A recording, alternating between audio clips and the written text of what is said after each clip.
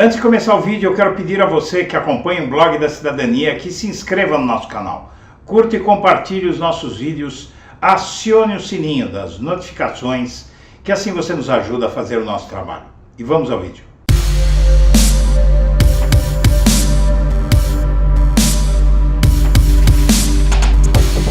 Bom dia, senhoras e senhores. Hoje é 3 de janeiro de 2023, são 8 horas da manhã e o fim dos sigilos e a atuação da Polícia Federal são ferramentas que Lula pode usar para responsabilizar Bolsonaro.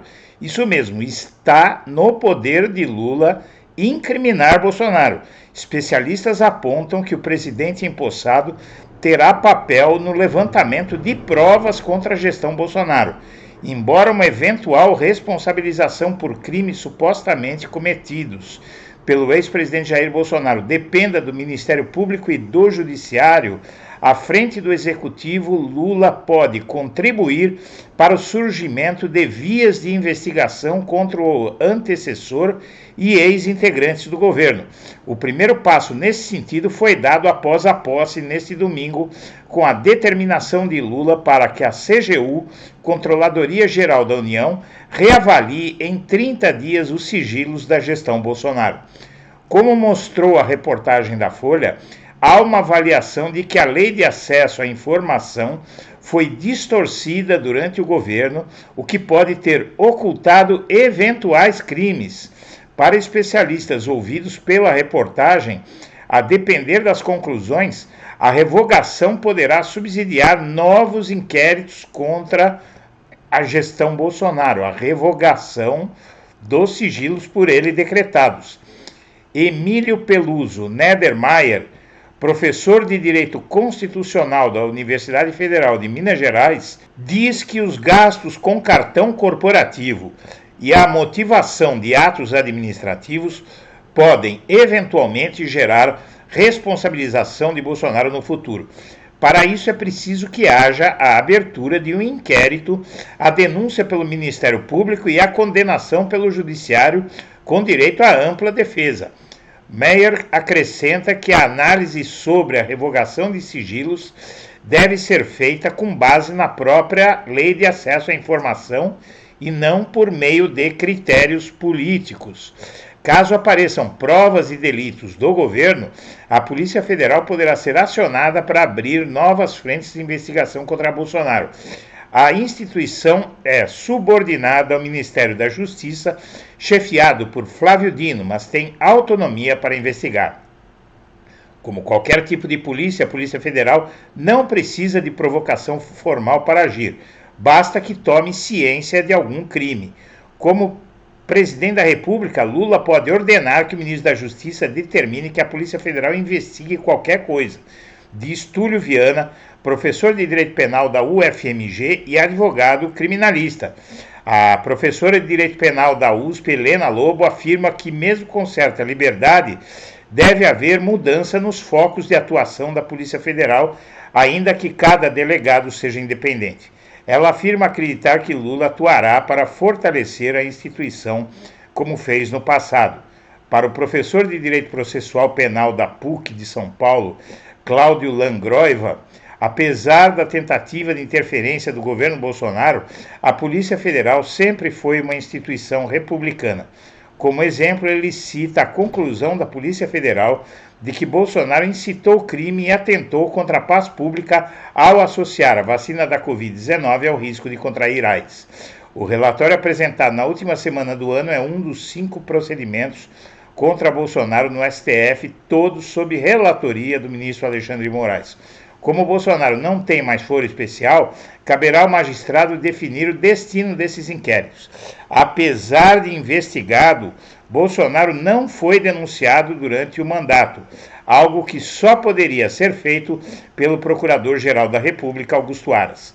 Fora da presidência, procuradores e promotores poderão denunciar Bolsonaro por condutas do mandato, aumentando as chances de responsabilização. Lula, no discurso de posse no domingo, afirmou: Não carregamos nenhum ânimo de revanche contra os que tentaram subjugar a nação a seus desígnios pessoais e ideológicos, mas vamos garantir o primado da lei. Quem errou responderá por seus erros. Raquel Scalcon, professora da Fundação Getúlio Vargas, Direito de São Paulo e advogada criminalista, afirma que Bolsonaro fez indicações para cargos centrais com o objetivo de garantir a impunidade, o que mostra que Lula pode agir de forma diferente e buscar o funcionamento das instituições. É disso que ele deve se ocupar, garantir que as instituições funcionem efetivamente, não com suposta revanche. Se elas funcionarem, veremos quem deve ser punido e por quê. O presidente não pode reproduzir o que sofreu, o desvirtuamento das instituições, afirma. A preocupação com o cenário de impunidade foi, na avaliação dos especialistas, a motivação dos gritos de sem anistia de petistas que assistiram ao discurso de posse de Lula no parlatório do Palácio Planalto.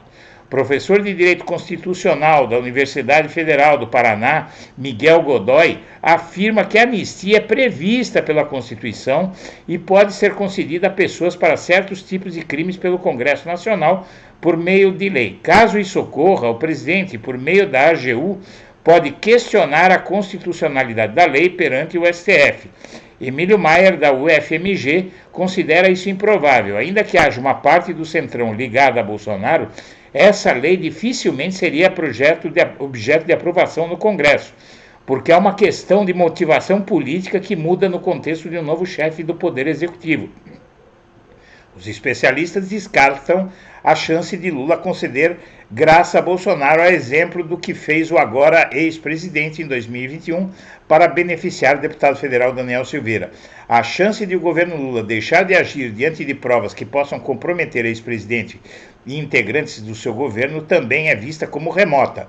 Túlio Viana afirma que, além da omissão para caracterizar o crime de prevaricação, é preciso comprovar que o agente foi beneficiado. E o fato é que Lula pode fazer muita coisa, mas muita coisa mesmo, para complicar a vida de Bolsonaro, mesmo que ele não tenha um ânimo revanchista. Se ele tomar as medidas corretas, minha amiga, meu amigo, o Bolsonaro está lascado.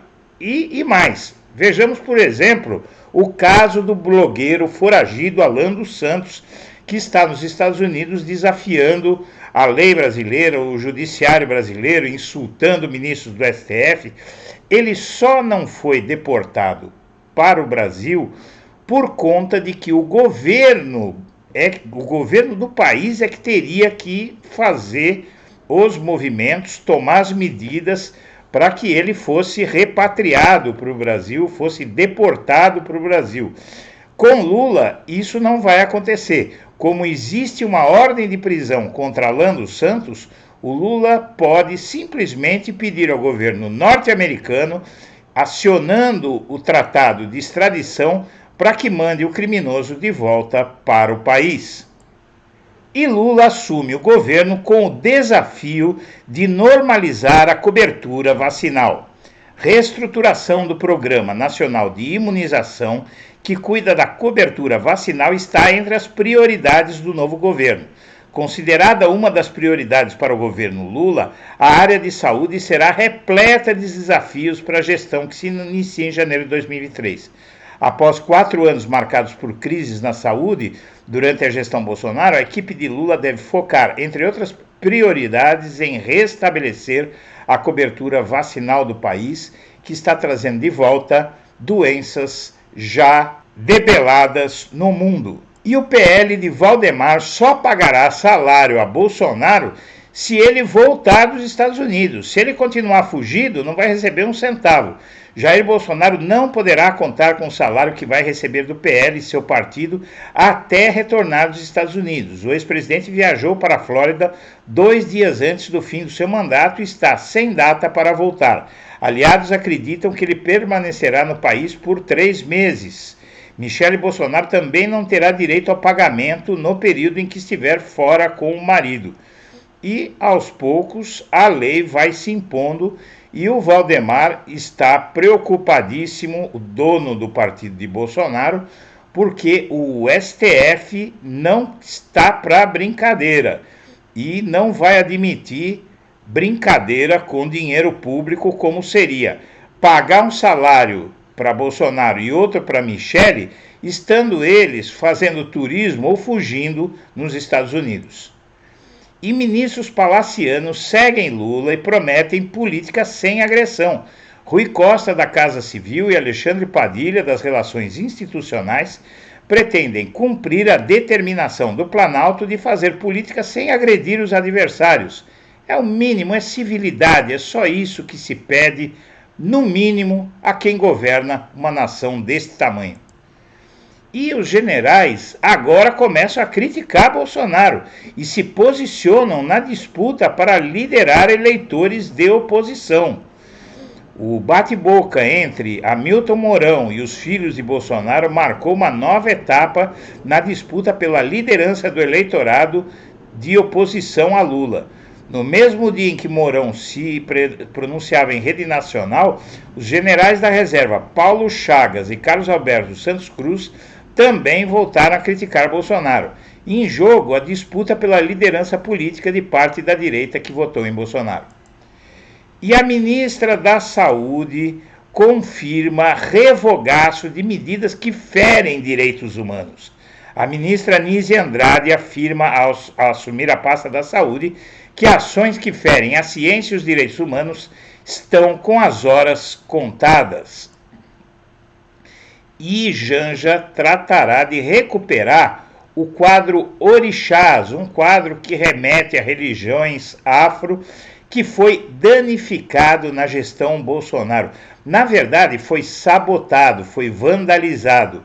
Os bolsonaristas pegaram a obra da pintora Djanira, uma das peças de decoração do Planalto, e furaram com uma caneta. Acredite se quiser, eis o rescaldo da barbárie tendo chegado ao poder graças à insensatez do povo brasileiro em 2018.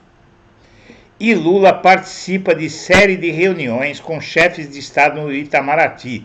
Lula tem hoje uma agenda enorme com os líderes de Argentina, Chile, Portugal, Espanha e mais. O chanceler Mauro Vieira destaca o plano do Brasil de reconquistar o protagonismo global, especialmente na crise climática. E Lula já pode dizer: meu nome é trabalho.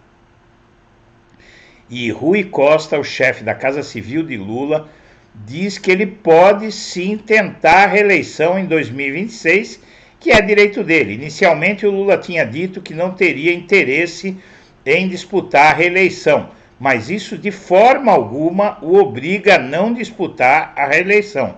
O ministro da Casa Civil declarou que o governo está focado na gestão atual, mas que com a energia e tesão de 20 anos de Lula, quem sabe um novo mandato entre na pauta. E por fim, Lula assume governo com desafio de normalizar a cobertura vacinal.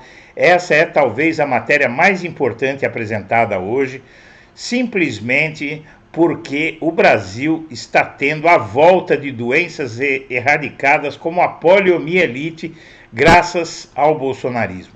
Senhoras e senhores, nós agradecemos a atenção, deixamos nosso melhor abraço para todo mundo.